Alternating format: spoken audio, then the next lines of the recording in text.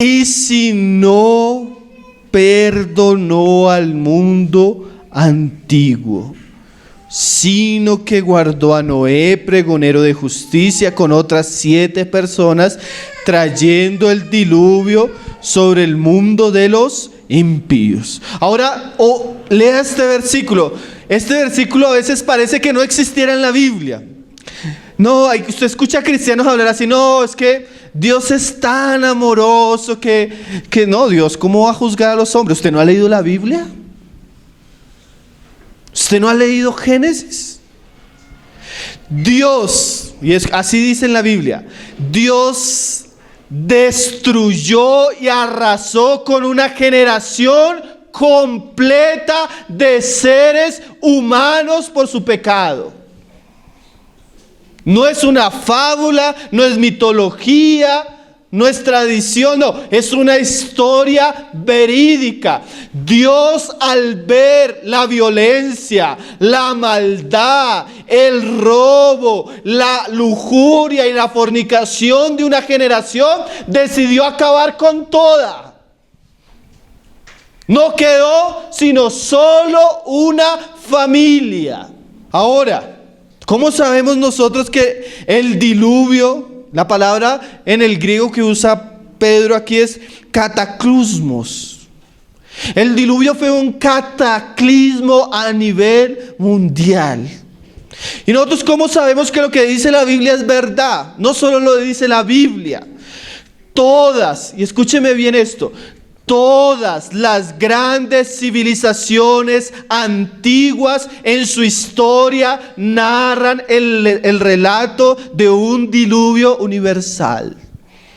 O sea, si ustedes excavan los libros de historia de aquellas tradiciones antiguas, todas concuerdan con el relato de Génesis. O sea, es histórico.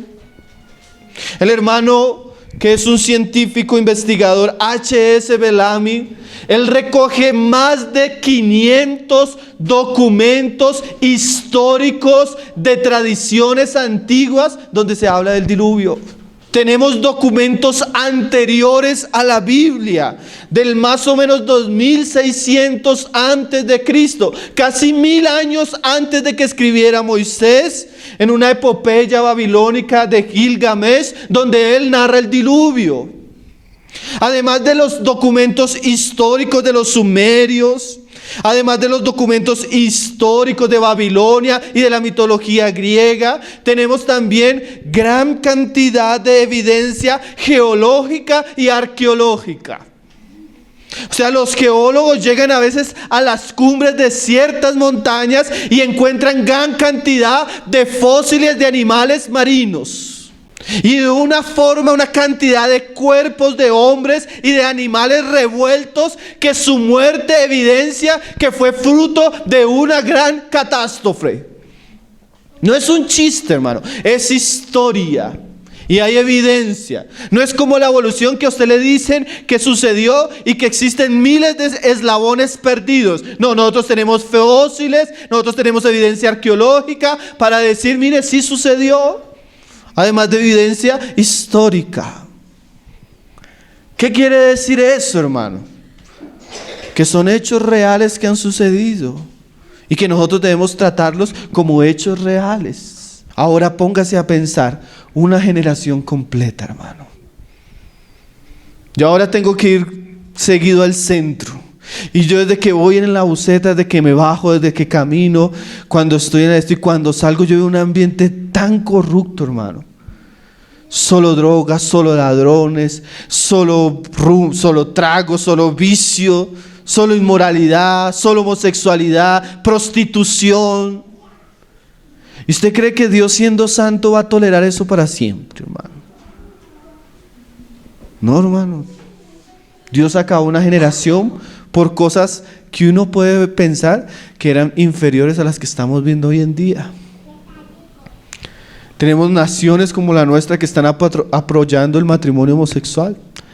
Tenemos naciones como la nuestra que están apoyando el asesinato de niños en el aborto. Tenemos naciones como las nuestras que a unos asesinos y criminales los premia dándoles puestos en el Congreso y en el Senado. Terroristas, secuestradores, descuartizadores. ¿Usted cree que Dios va a dejar que esas cosas sean así? Tenemos una generación donde usted prende el noticiero, hermano, y violó a esta, violó a aquella, mató a este, descuartizó a este, por robarle un celular apuñaló a este. ¿Usted cree que una generación va a ser así inocente, hermano? Es difícil pensar que la generación de Noé era peor que la nuestra, hermanos. Es difícil pensar. Entonces, esos juicios en el pasado nos muestran el carácter justo de Dios, hermano. Y si los falsos profetas y los falsos maestros no se arrepienten, les espera eso. Y no solo los falsos maestros y profetas. Piensen todo aquel que se revela abiertamente a la voluntad de Dios, a la palabra de Dios y a la enseñanza de Dios. ¿Qué le espera? Mire lo que dice Mateo 24, verso 37 de nuestra generación, comparando el Señor Jesús con la generación de Noé. Mas como en los días de Noé, así será la venida del Hijo del Hombre. O sea que la maldad que había en los días de Noé es la misma maldad que habrá en los días de la venida de nuestro Señor Jesús. Porque como en los días antes del diluvio estaban comiendo y bebiendo, casándose y dándose en casamiento hasta el día en que Noé entró en el arca.